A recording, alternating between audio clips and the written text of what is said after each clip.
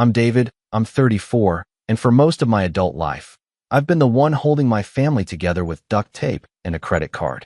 I guess you could say I'm the responsible one in the eyes of the world, but to my family, I've always been the bank with a smile. If something needed fixing, I fixed it. If someone needed help, I helped. Birthdays, weddings, school fees, broken cars, rent accidents. I was the one they came to. Not because I was the wealthiest, far from it, but because I never said no. That was my mistake. Saying yes made me useful, and being useful kept me close to them. Or so I thought. It wasn't always like this. My parents raised me with the idea that family comes first, no matter what. My dad died when I was 15, and after that, I became the unofficial man of the house. My mom crumbled emotionally for a while, and my younger sister, Vanessa, leaned on me for everything, from rides to school to late-night talks about boys and breakups. I never minded. She was 5 years younger than me, and at the time, I figured taking care of her was just part of being a good big brother. But something shifted after college. She came back with this new, inflated confidence, like the world owed her something. And suddenly, every gesture I made became an expectation. My generosity turned into her entitlement. Vanessa is 29 now, still living like a socialite on an entry-level salary. She's the kind of person who complains about the wrong brand of almond milk and says things like, "I could never date someone who drives a Toyota," while forgetting she drives a car I helped her finance. And when I say helped, I mean I co-signed and paid the first 2 years of payments. She's got a circle of friends who all look like they're constantly in a music video, but somehow none of them seem to have actual jobs. I don't know if they're influencers or just good at pretending to be. Either way, I'm always the one footing the bill when we go out as a family. My mom, bless her heart, is complicated. She's sweet in public, supportive on the surface, but has a passive-aggressive streak that could slice through steel. Every time I bring up feeling overwhelmed or needing boundaries, she responds with something like, "You know your father would have wanted us to stick together. You're the strong one, David." And just like that, I'm guilt-tripped back into silence. There's this unspoken rule in my family. Vanessa can mess up, make demands, skip responsibilities, and it's brushed off as Vanessa being Vanessa. But if I even hint at frustration, I'm overreacting, being selfish, or somehow ungrateful for having a family who loves me. This year, I volunteered to host Christmas at my house. It wasn't really a discussion. It was more like Vanessa saying, "You should host. Your place is the nicest," and everyone else nodding in agreement before I could get a word in. Truthfully, I didn't mind at first. I have a decent place, 3 bedrooms, modern kitchen, cozy living room, and I'd spent the last few years making it feel like home. After a rough breakup earlier this year, I figured maybe hosting Christmas would give me that warm sense of togetherness I'd been missing. I thought, what better way to reconnect with everyone, create good memories, maybe finally feel appreciated again. I went all in. I'm talking full decor, wreaths, garlands, lights on the house, custom stockings with everyone's name, and even a themed centerpiece for the dining table. I ordered a catered holiday meal from a local gourmet chef, spent hours organizing the seating chart, because Vanessa once flipped out over being seated too far from the action at Thanksgiving. And most significantly, I dropped $12,000 on gifts. I don't say that for sympathy, but to paint the full picture. I wanted it to be perfect. Not just good, not just okay, perfect. Because deep down, I hoped that if I made it special enough, if I gave enough, they'd finally see me. Not just the wallet. Me.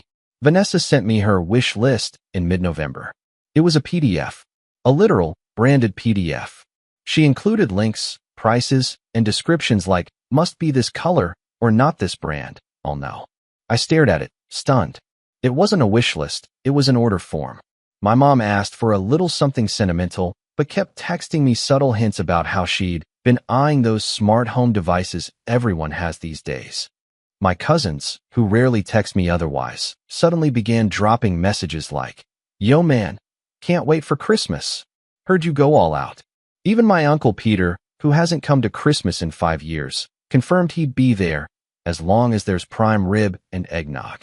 I was hemorrhaging money and barely sleeping, but I kept telling myself it would all be worth it.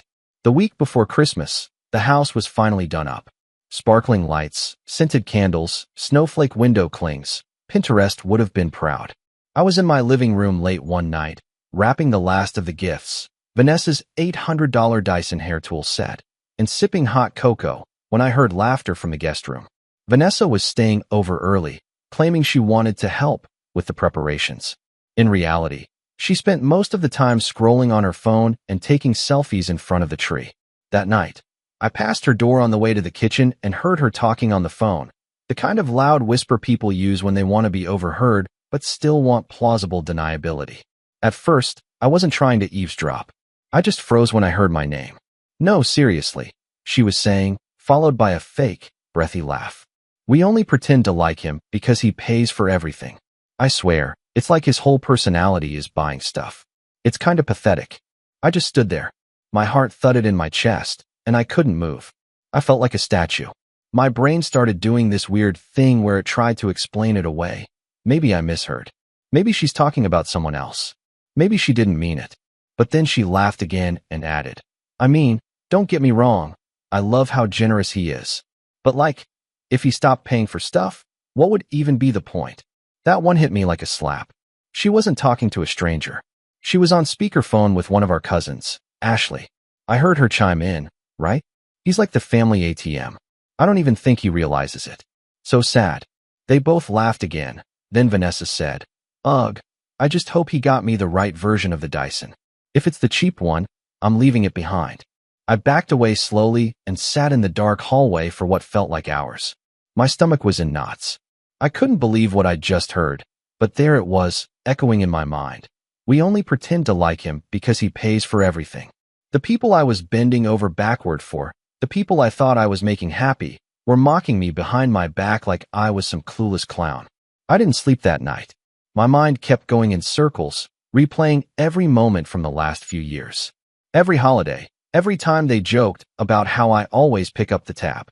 Every awkward silence when I tried to bring up feeling tired or needing help. Every time Vanessa talked down to me in that sugar-sweet voice she used when she wanted something.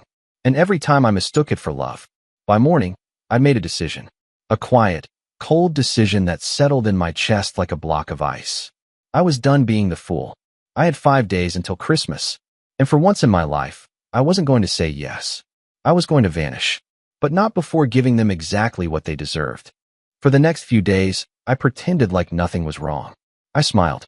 I nodded. I cooked meals. I even let Vanessa use my Amazon Prime account to order last-minute stocking stuffers, which, unsurprisingly, were just more things for herself. Inside, though, I was rotting. Every laugh from her sounded fake. Every "thank you" felt like manipulation. I watched her move through my house like she owned it, parading around in her designer loungewear, treating me like a butler. And the more I noticed it, the more it became clear, this wasn't new. I just hadn't let myself see it before. 2 days after I overheard that phone call, I was out on the porch setting up the fake snow machine Vanessa insisted we needed for the aesthetic when my cousin Ashley arrived early. She brought her boyfriend and made a big show of squealing when she saw the decorations. "OMG, it's like a movie set," she said, whipping her phone out to take Instagram stories without even saying hi to me. Her boyfriend gave me a half-hearted bro nod, then followed her inside. I stayed outside, pretending to fiddle with the power cord, and heard her say loudly, "I told you, he's so extra. Wait till you see the gifts. He probably spent 5 figures again. Watch, he'll cry if we don't do a group photo or something. He's, like, super emotional now." I didn't cry. Not then. But I wanted to. Instead, I turned off the fake snow machine, walked back into the house, and told myself to just get through the next 3 days. I had a plan now. I just had to hold the mask on long enough. By the time Christmas Eve rolled around, the house was full. Vanessa had invited 3 of her friends without asking me. They were staying in my guest room in my office, and I caught one of them using my toothbrush and then laughing about it when I confronted her. "Relax," she said, giggling. "It's not like I gave you cooties." Vanessa overheard and rolled her eyes. "David, don't be such a germaphobe. It's Christmas. Chill." That same night, my Uncle Peter stumbled in drunk around 10 p.m. and knocked over the nativity set I'd spent an hour arranging. He laughed and blamed the carpet. When I started cleaning it up, he stood there watching and said, "Man, you've really gone soft since high school. You were cooler when you had a backbone." I didn't even respond. I just kept putting the little porcelain pieces back in place. I barely slept that night. I couldn't. I lay awake in bed listening to muffled music, laughter, and the sound of people opening the fridge like it was their own. My house didn't feel like mine anymore. It felt like I was renting it to a group of strangers who saw me as the staff. I didn't feel like a host. I felt like a ghost. Then came the moment that broke me. Christmas morning. I woke up early, before everyone else, and quietly loaded the last of my bags into the car. My flight was at 10:45 a.m. to Nassau. I'd booked it 2 nights ago, along with a beachfront villa for the week. It cost me a fortune, but at that point, I didn't care. It was either that or scream at everyone and burn every bridge in the family. And strangely, I didn't want a scene. I wanted silence. I wanted to disappear so thoroughly that they wouldn't even know where to aim their fake concern. But before I left, I had to see what they'd do. Call it petty, call it closure, I needed to know. So I stayed just long enough to hear Vanessa walk down the stairs and say, "Ugh, where's the coffee?" I thought David always made it. I was standing just out of sight in the hallway, fully dressed, keys in hand. She was in her silk robe, scrolling her phone, and not even looking around, just talking at the room. Then she called out, louder, "David? Hello? Where's breakfast? Are you still in bed?" No one else had stirred yet. I waited. She walked into the kitchen and saw the empty counter. The fridge was still full. I hadn't touched the catered food or anything. But the coffee pot was dry. The tree lights were off. "What the hell?" she muttered. Then louder, "David." I stepped into the room. "I'm leaving." She blinked at me. "What? Leaving where?" I smiled. Not the kind of smile that says I'm happy. The kind that says I'm done. "Vacation," I said. "Merry Christmas." Her jaw dropped. "You're joking." "Nope. You can't just leave. Everyone's coming over. The presents. The food. You said you were hosting." I didn't answer. I just walked past her, opened the front door, and stepped outside. Behind me, I heard her say, "Wait. David, be serious. Are you actually David?" I got in my car and drove away. I didn't look back. But that's not the betrayal. Not yet. That came 2 hours later, at the airport. I was sitting at the gate, sipping an overpriced smoothie and watching the snow fall through the glass, when my phone buzzed. It was a text from Vanessa. "Vanessa, where did you put the gifts? You better not have taken them with you." I stared at it for a moment, then typed back, "They're under the tree." I lied. They weren't. Before I left, I'd moved all the presents into the locked storage closet in my basement. Every last one. Even the stocking stuffers. About 15 minutes later, my phone exploded. Call after call. First Vanessa, then my mom, then Ashley, then even Uncle Peter. I ignored them all. Then the texts started pouring in. David, what is going on? Everyone is here and the house is locked? Vanessa, you locked the door? Are you insane? We're outside in the cold. Ashley, wow. Just wow. This is how you treat family? Uncle Peter, open the damn door or I'm calling the cops. I leaned back in my chair and took a deep breath. I felt calm. For the first time in days, maybe weeks. I wasn't panicked. I wasn't guilty. I just felt done. Then I took out my phone and posted a single picture to our family group chat. It was a selfie, me on the airport tarmac, the sun rising behind me, palm trees swaying in the distance. Me, Merry Christmas from the Bahamas. Silence. Then, chaos. Vanessa, are you kidding me? This is cruel, David. Ashley, hope your beach is worth it. We are freezing. Uncle Peter, you always were a selfish brat. Now the whole family sees it. I locked my phone, put in my headphones, and boarded the plane.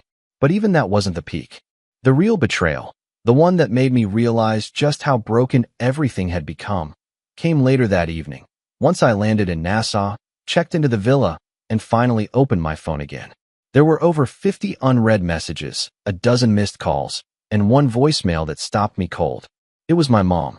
Her voice was shaking, not with sadness, with rage. "You embarrassed me in front of everyone," she snapped. "You humiliated your sister. After everything we've done for you. After all the years we've supported you when you were nothing. This is how you repay us? By running off like some spoiled child and playing victim? You're not the generous man you think you are, David. You're just a sad little boy who needs to buy love because he never learned how to earn it." I sat there, frozen, not because her words hurt, but because I realized she believed them. All of them. That I owed them. That my pain didn't matter. That my money was my only worth. That they were the victims.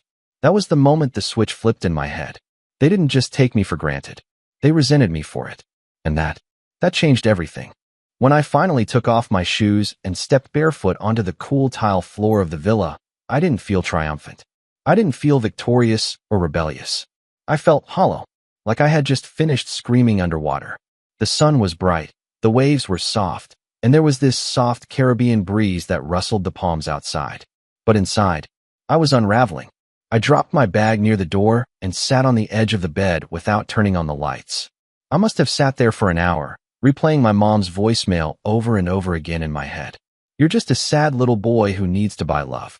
That line echoed, not because it was true, but because it was said with so much certainty, as if she'd rehearsed it, as if she believed she'd done me a favor all those years by letting me carry their burdens.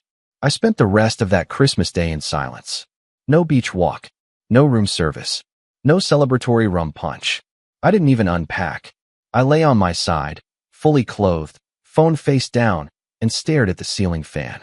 I thought about every moment over the last 10 years where I'd handed over my time, my energy, and my money like a receipt for belonging.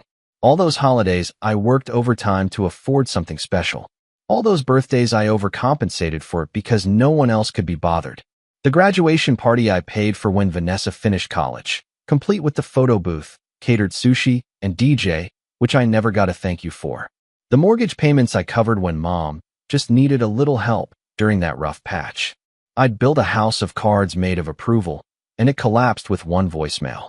The next morning, I woke up around 9 a.m. to a blinding sunrise flooding the villa. My head hurt, not from alcohol, but from emotional hangover. My phone buzzed on the nightstand, but I ignored it. I knew what it would be. More guilt, more anger, more twisted logic where I was the villain. I wasn't ready for it. Instead, I showered, put on clean clothes, and stepped outside for the first time since arriving. And just like that, I was hit with the scent of salt, the gentle crashing of waves, and a breeze that didn't judge me. The villa's backyard opened directly onto a private stretch of beach. No tourists, no music, just sand, sea, and me.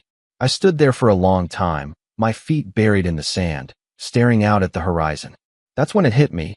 No one knew where I was. No one could demand anything. No one could walk through a door and interrupt. I didn't have to explain myself. I didn't have to perform. I was free, and it terrified me, because I didn't know who I was outside of them. That was rock bottom. Not the betrayal, not the texts, not the voicemail. The rock bottom was realizing that my identity was so entangled with their approval that I wasn't sure what I even wanted out of life. I'd been living like a supporting character in their stories, providing, assisting, covering. But what was my story? So I started small.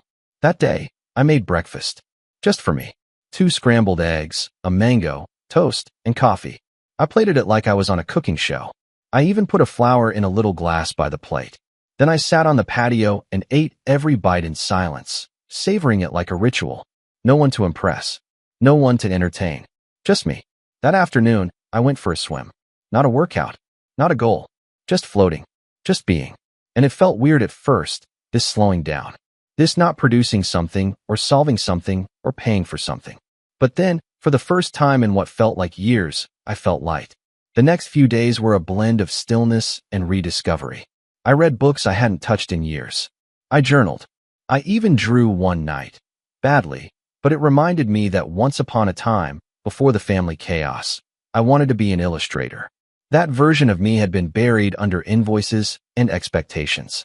I didn't post anything to social media except a single photo on day 3, a seashell in my palm, captioned, "Not everything beautiful has to be earned." I didn't tag anyone. I didn't check comments. It wasn't for them. And slowly, the messages began to die down. The anger fizzled. The drama moved on without me. Vanessa posted some dramatic story about being abandoned on Christmas, clearly trying to paint me as some heartless monster. But I didn't engage. I didn't even watch it. Let them craft whatever narrative they needed to feel like victims. I knew the truth now. They didn't just take advantage of me. They needed me to stay small, to stay grateful, so they could feel bigger, better, more important. And any time I tried to set boundaries, they twisted it into guilt. But I wasn't playing that game anymore. The turning point came on the 5th night. I was walking down the beach at sunset, sandals in hand, watching a group of kids build a sandcastle while their dad snapped photos. They were laughing, covered in sand, completely in the moment. And it hit me like a wave. I wanted that. Not necessarily the family part, but the freedom to build something for myself. Something joyful. Something real. When I got back to the villa, I made a list. I titled it, Things I Gave Away Too Easily. It started with obvious stuff. Money, time, holidays. Then it got deeper. Self-worth, boundaries, creative dreams. By the end of the page, I was crying. Not because I was sad. Because I was angry. Angry at myself for how long I let it happen. Angry that I thought loyalty meant silence. Angry that I kept shrinking so others could feel comfortable. And right beneath the list, I wrote in big, all-caps letters, "No more." I spent the next day doing something radical. I wrote a resignation email. Not from a job, but from my role in the family. I didn't send it, but I needed to see it. I wrote, effective immediately, I am stepping down as the family caretaker, emotional punching bag, and financial backup plan. I am not angry. I'm just finished. I hope you find peace. I'm finding mine. And I meant it. When I returned home a week later, the house was exactly as I'd left it. Untouched. Clean. Peaceful. It was like a reset button had been pressed. I walked through the living room, looked at the still decorated Christmas tree, and chuckled. I never took the ornaments down. I just unplugged the lights and left them. A monument to the version of me that died on Christmas morning. The next day, I unlocked the basement storage closet, took the boxes of gifts out, and returned almost everything. Some stores gave me full refunds. Some didn't. I didn't care. The act of undoing it was cathartic. One by one, I erased the financial breadcrumbs I had left in everyone's lives. I stopped answering Vanessa's texts. I left the family group chat. When my mom called me a week later, I let it ring out. Then I sent her a short message. I need time to heal. Please respect that. She didn't reply, but for the first time, her silence didn't hurt. In the months that followed, I started therapy. I picked up a sketch pad again. I joined a local hiking group and actually made a few friends who liked me for me, not what I could offer. And slowly, I started to feel like a person again, not a prop in someone else's play. I won't lie and say it was easy. I had moments of doubt, moments of loneliness, holidays that felt weird and quiet, but they were mine, and I filled them with things that mattered, solitude, real joy, and people who gave as much as they took. One of those people was a woman named Marissa. We met at a small art exhibit downtown.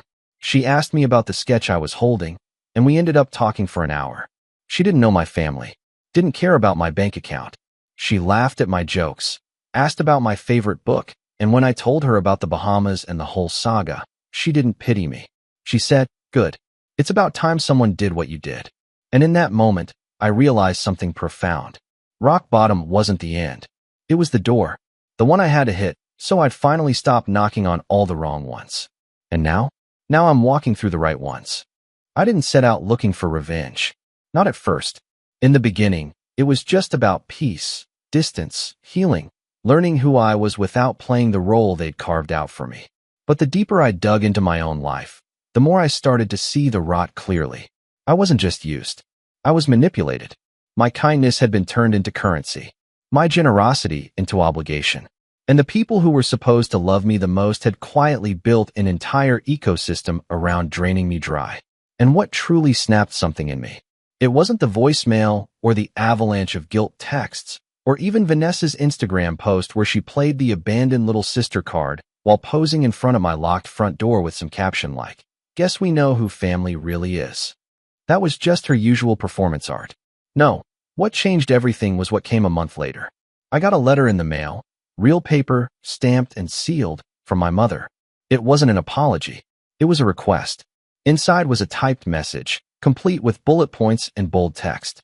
She was planning Vanessa's 30th birthday party, and she wanted me to host it at my house. Not if I wanted to. Not if I was available. She wrote, "We are assuming you'll do it, since your place is the nicest and you've always been the most organized." She listed estimated headcount, 40 plus, expected menu themes, and even suggested decor packages I could purchase. She included a PS at the bottom. "Please don't be dramatic like Christmas. Vanessa's been through enough." I stared at that letter for 10 minutes, then laughed. I laughed so hard I had to sit down. It was that kind of laugh you let out when the insanity becomes so clear, it's almost funny. Almost. And then I got very, very quiet. I wasn't going to burn bridges. No, I was going to rebuild one, so I could walk them across it and pull the support beams out from underneath them at the perfect moment. That night, I started the plan. It wasn't about vengeance in the flashy movie sense. No dramatic confrontations. No shouting matches. I didn't want chaos. I wanted clarity. I wanted them to feel the ground shift under their feet so subtly they didn't notice until it was too late. Because the best revenge isn't loud. It's silent. It's strategic. And it starts with access. I wrote my mother back. Handwritten, on thick ivory stationery. Dear Mom, thank you for the letter. I appreciate the thought you put into Vanessa's birthday plans. I'd be happy to help host, as long as a few ground rules are respected. I'll handle the house, but I'd like to delegate the gift coordination, decorations, and entertainment.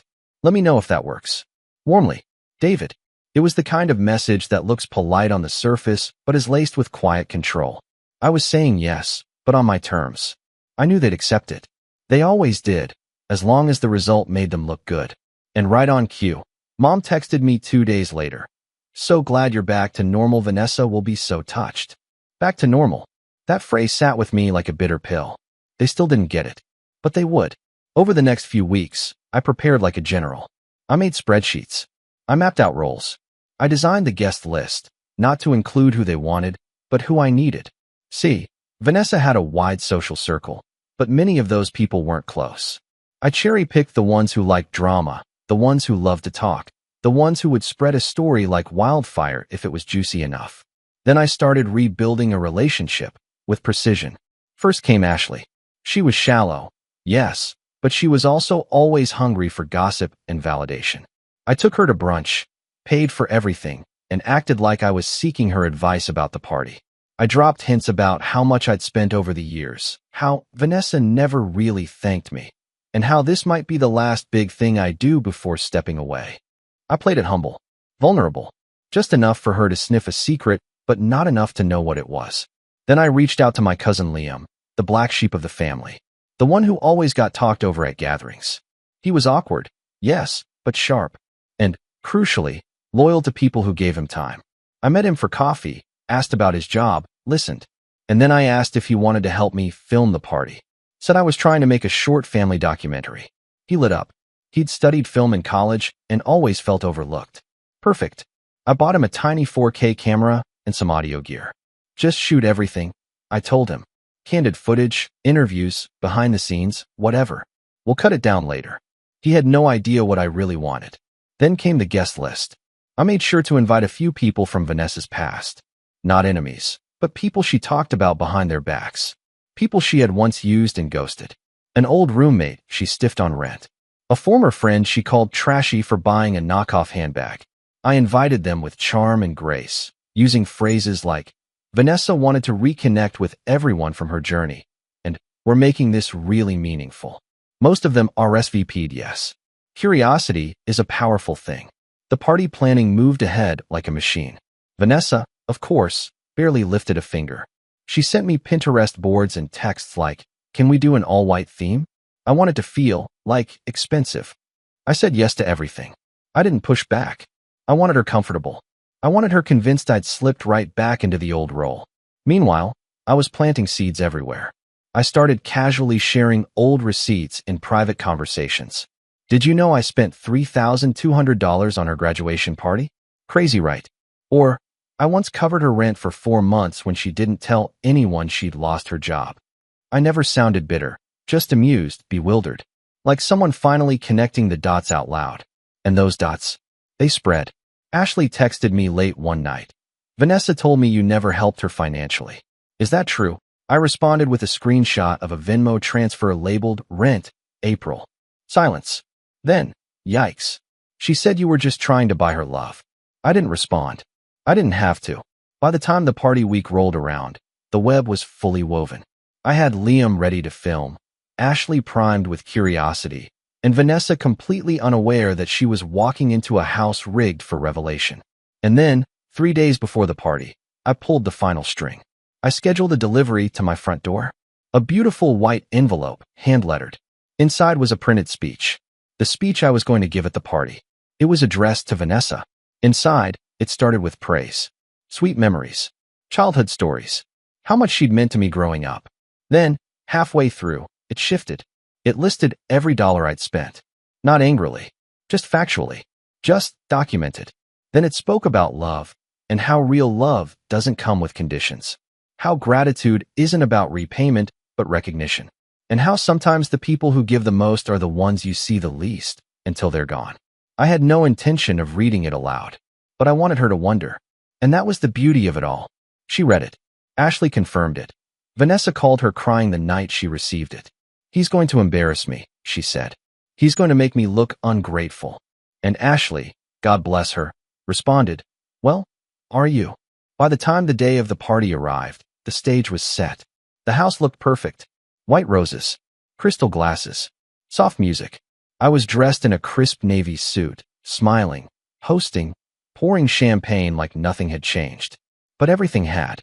And by midnight, the mask would shatter. And Vanessa? She'd finally see the mirror I'd been quietly polishing for months. The party started like a dream. Guests arrived in waves, dressed in whites and silvers, posing for photos in front of the V30 balloon arch in my backyard. The champagne flowed. The catered sushi boats were a hit. A violinist played near the pool. Vanessa walked around like she owned the world, hugging people she hadn't spoken to in years, dropping names, tossing her hair over her shoulder like she was walking a red carpet. And I played the perfect host. I smiled, refilled drinks, thanked people for coming. I was warm, present, and quiet, never drawing too much attention, just enough to keep everyone comfortable. I greeted Vanessa like nothing had ever happened between us. She acted surprised, like she wasn't sure whether I'd still be cold from Christmas, but she hugged me anyway and whispered in my ear, "You didn't have to go all out like this, but I'm glad you did." I just smiled and said, "Of course. You deserve it." She beamed. She had no idea. Liam, meanwhile, was floating through the crowd, camera in hand, capturing candid footage just like I asked. He was a natural, asking little questions here and there, panning over decor, filming clinking glasses, impromptu "What do you love most about Vanessa?" soundbites. It was all part of the setup. Around 9 p.m., we gathered everyone around the pool for the toast. Vanessa stood on the raised stone platform in front of the fire pit, arms open wide, bathed in candlelight. She looked stunning, I'll admit. Long white satin dress, hair curled, makeup flawless. She tapped her glass. "I just want to say," she began, her voice already slightly slurred from the champagne, "this is honestly one of the most amazing nights of my life. And I owe it all to my big brother. David, you've always gone above and beyond for me. You're like, I don't know, my guardian angel or something." Polite laughter rippled through the crowd. She turned to me and raised her glass. "Thank you for this. Seriously, I don't say it enough, but I love you." Everyone clapped. Someone shouted, "Speech." Others joined in. She turned back to me, giggling. "Come on, David. Say something." I stepped forward slowly, feeling my heartbeat in my ears. Liam was behind me, camera rolling. I cleared my throat. "Vanessa, you've always had a way of making an entrance." She laughed. The crowd laughed. I smiled gently and continued. "I'm not usually the one holding the microphone, but tonight, I wanted to do something a little different. Because turning 30? It's a milestone, and you only get one shot to say something that really matters." The crowd went quiet. I reached into my pocket and pulled out a small stack of envelopes. Thick, cream-colored, tied with a gold ribbon. "Tonight, I want to give you a gift that isn't on your wish list. In fact, it's not just for you." I turned to the crowd. "It's for all of you." Vanessa shifted on her heels. "Wait, what's going on?" I handed a few envelopes to Liam and motioned for him to begin passing them around. Inside these envelopes are receipts. Literal and emotional. People started murmuring. These are records of the last 10 years. What I've spent. What I've covered. What I've forgiven. There's no shame in them. No bitterness. Just truth. Because sometimes we get so comfortable being taken care of, we forget to ask what it's costing the other person. Vanessa stepped forward, eyes wide. "David, what is this?" I met her gaze. A mirror. Some guests were already reading. The whispers spread like wildfire. Liam stood near the pool with his camera aimed at Vanessa as she flipped open one of the envelopes and scanned the pages. Her face drained of color. What is this supposed to be?" she said, her voice rising. "This is petty. This is manipulative. You're making me look like a monster." "No." I said calmly. You did that all by yourself. I'm just turning on the lights. Gasps rippled through the crowd. A few people were shaking their heads. One of Vanessa's old roommates, Nina, held up a page. Is this real? You paid her rent for 6 months. 10, I said softly. The 6th was just the last I could prove. Vanessa's jaw tightened. Why are you doing this? On my birthday? Because you made Christmas about yourself, I said. And when I finally stood up for myself, you told everyone I was heartless, that I abandoned the family, that I was pathetic. I overheard the phone call. Vanessa, I heard you say you only pretend to like me because I pay for everything. Silence. And then Ashley, from the crowd, said under her breath, he's not lying. Vanessa turned to her. Excuse me. Ashley crossed her arms. You've said worse. Don't act surprised. You've been using David for years, and you know it. The guests looked around uncomfortably. One by one, the illusion was unraveling. People began backing away. Some returned the envelopes to me quietly, nodding in quiet understanding. Others looked at Vanessa with a mixture of pity and disbelief. My mother stepped forward, trying to save face. David, this was cruel. I don't know what you think this accomplishes. I think it accomplishes freedom, I replied. For the first time in my life, I'm not hiding behind my own generosity. I'm showing my work. And if that makes people uncomfortable, so be it. She tried to speak again, but I held up a hand. No more guilt, Mom. No more manipulation. I'm not the family vault. I'm not your safety net. I'm a human being, and I'm done being quiet about how much I've given. Then I turned to the guests, holding my glass. To anyone here who ever wondered if I was okay, thank you. I'm doing better now than I ever have. And I don't need applause. I just need space. I raised the glass. To truth. A few people clinked theirs in return. Others stood frozen. Vanessa looked stunned. Her bottom lip quivered, not from sadness. From rage. You ruined my birthday, she spat. No, I said. I redefined it. And with that, I walked back inside. I didn't slam the door. I didn't shout. I just left them there, blinking in the glow of fairy lights and the weight of exposure. Later that night, after the guests trickled out and the house was silent again, I stood by the window and watched Vanessa leave with her heels in her hand, mascara streaked, muttering something to my mother as they got into a car. Liam stayed behind. He handed me the camera footage and said, "You want me to edit this?" I shook my head. No, just keep it. One day I might. He nodded and left quietly. I poured myself a glass of whiskey, sat on the couch, and let the silence settle like dust. It was over.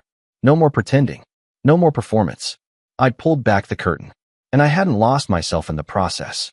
For once, they weren't the loudest voices in the room.